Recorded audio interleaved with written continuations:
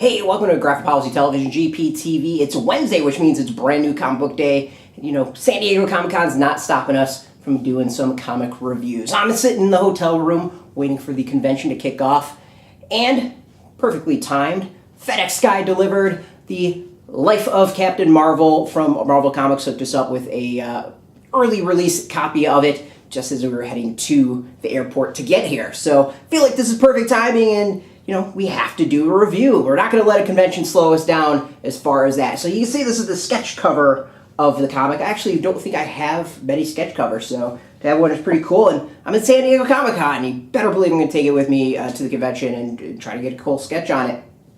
So this is the main cover, the regular cover that you can check out, which is, you know, really, really solid. This is kind of a cool art, and I'm digging it.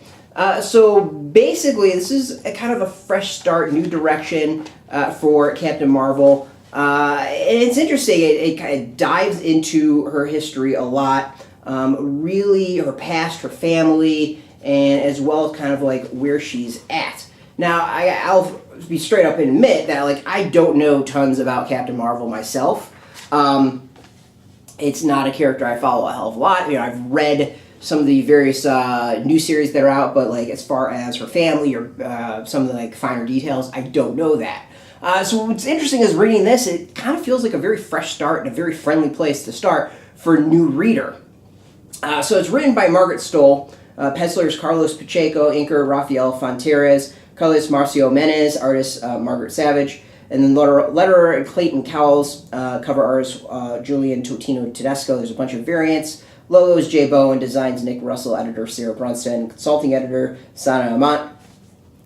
So basically, the thing that's kind of the pitch for this is that this is a look at Captain Marvel, Carol Danvers, where she is now, and kind of how her past has really shaped that.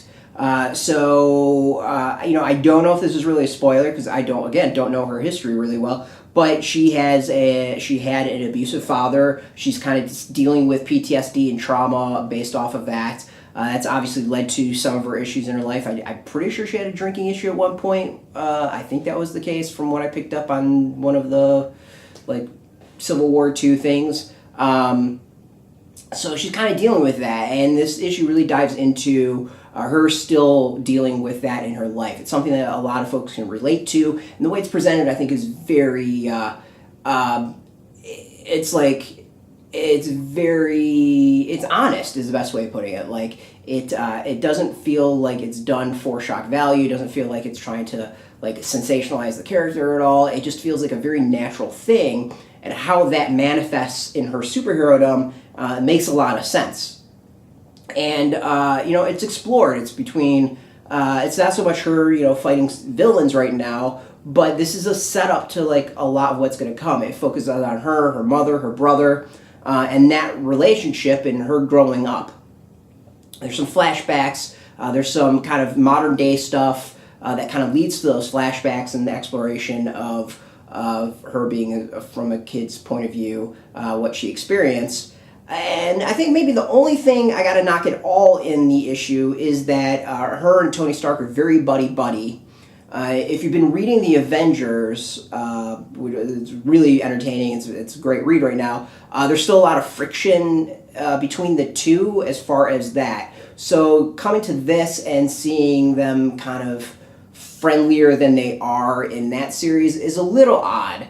I'm not going to knock it too much, but, you know, it is something that I thought about and was like, wait, when did they, like, completely patch their relationship? I think it's the first issue of Avengers, maybe the second issue, like, they butt heads. I think it's the second issue. They butt heads, and it's clearly there's some lingering issues from Civil War II, which is totally understandable above, you know, from the two characters. So that was probably my only thing, is that it kind of downplays that a little bit, and maybe it would be probably pretty good. But what also is great is that it really does emphasize the bond between her and Tony Stark, of why they really would be good friends. They are dealing with not just their demons now, but a lot of those demons driven by an abusive father. So, you know, obviously Tony had a troubling relationship with his father, so the two of them together, like, it's a really interesting thing that I hadn't thought of before.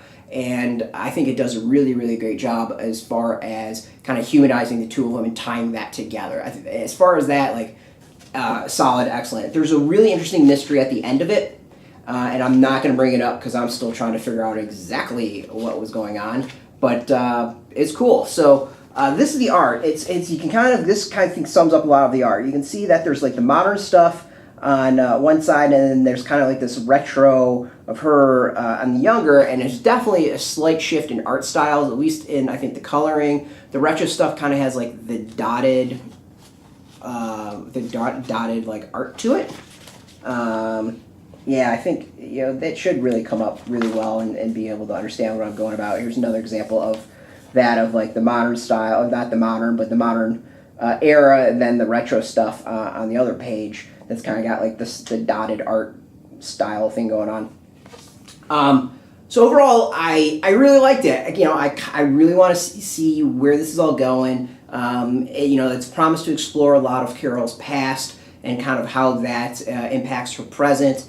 And so far, so good. Like, I feel like it's a solid addition to the character and a really great exploration, and a solid exploration of the relationship of kids and their parents and their families and how that impacts them today. So, you know, if that's your sort of thing, like superheroes that are humanized and you can relate to with issues like that, this is actually a very, very great read. I really enjoyed it. Like, again, not maybe the biggest Captain Marvel fan, but I really appreciated this first issue. So solid work overall. You can obviously get this in comic book shops today. You know, go support your comic shop first and foremost. You without the comic shops, like, just industry wouldn't survive. So go support comic shops.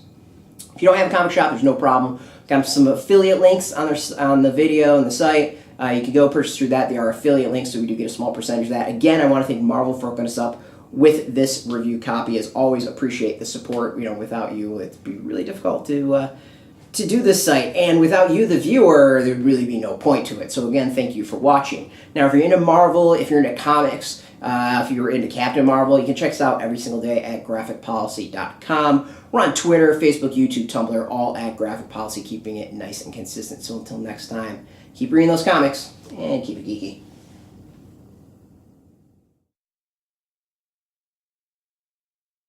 Hey, thanks for watching the previous video from Graphic Policy Television. Just by watching, you help support our site. Thank you so much. Now, if you're watching these videos, you probably care about geeky things like movies, television, comic books, toys, games, video games, you name it. You can go and subscribe right now to our YouTube channel to stay in touch and catch all the new videos, or check out our website at graphicpolicy.com. There's a nice link on this end of the video. But as always, thank you for watching. Keep on rocking and keep it geeky.